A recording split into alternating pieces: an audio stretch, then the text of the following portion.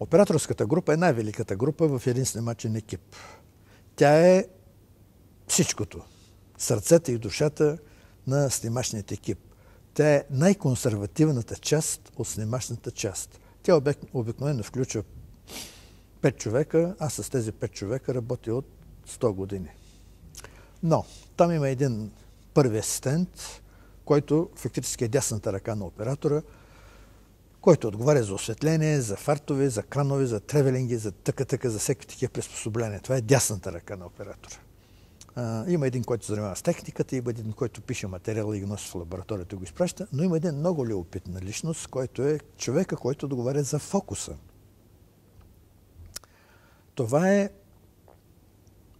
нещо, което според мен е дадено от Бога. Защото ако той сбърка, всичко е провалено. Там, например, разликата между 60 и 65 см никой не знае как става.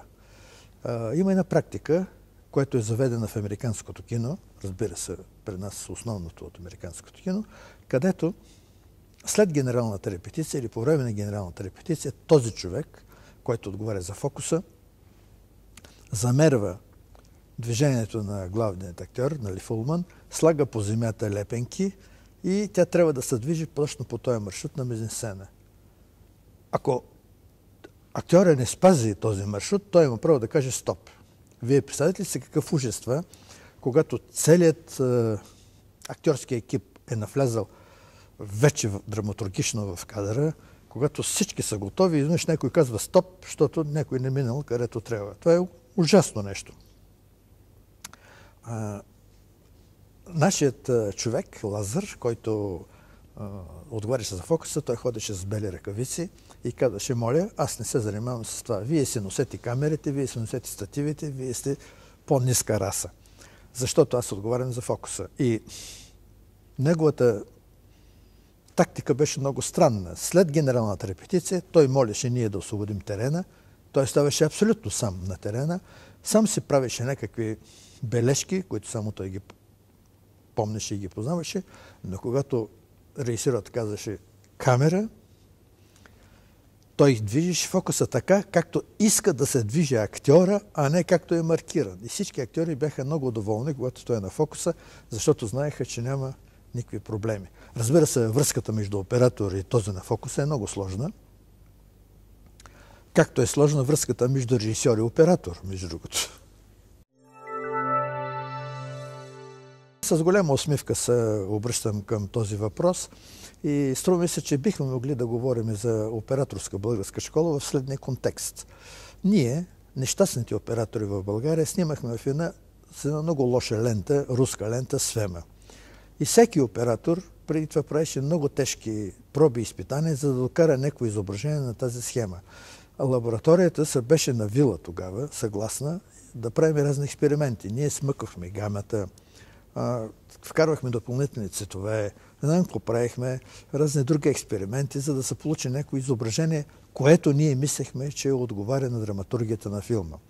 Именно тази страст към лошата негативна лента даде възможността да кажем, има операторска школа в българското кино. Защото като погледнете, разбира се, вече филмите са, за съжаление, не са реставрирани, износват се, пигментите се избелват, но наистина има едно усещане за нещо национален цвет, национален тон.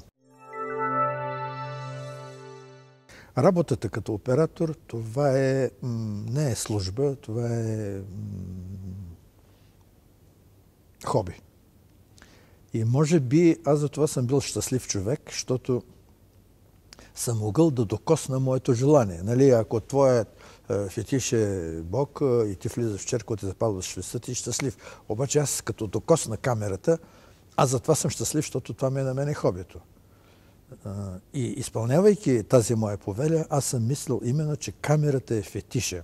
И затова, когато се веде камерата на снимачния терен, аз съм молил, моля, тишина, идва камерата, не пушете около камерата, дисциплина, камерата влиза. Това е за мен основното правило и винаги съм се мъчил. Разбира се, по време на снимачния период това е едно тежко изпитание. Нали?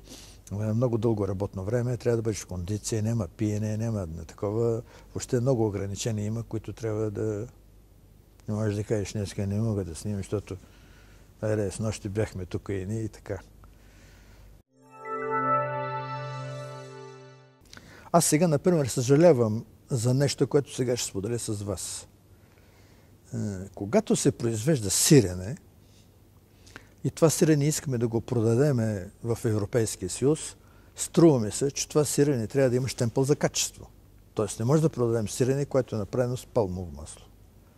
Така един филм, за да се продаде на пазара, трябва да има качество за звукът и картината. Първо да е описано каква система е звука, картината каква и така и така. И след което слага печат за качество, че може да се продава. Има и стандартни, международни стандарти за операторите, в които ако има отклонение от 25, 20, 25, 3, 25 с червено, синьо и зелено, както са трите цвята, 8% ако има отклонение, т.е. оператор ако е сбъркал, ако е преекспонирал, той получава наказание. И това наказание е в лева. И той се стреми всячески да не прави такива работи. Още повече в лабораторията, в която видят преекспониран негатив, те го надупчват, за да не може да се използва по-нататък, да се правят някакви фатки с него. Тоест, имаше въведени световни стандарти за картината, до когато съществуваше киноцентър. Може би и сега съществува такова нещо някъде, но в България аз не съм чувал да има институция, която да каже този продукт, този филм отговаря по звук и по картина на качество и може да се продаде.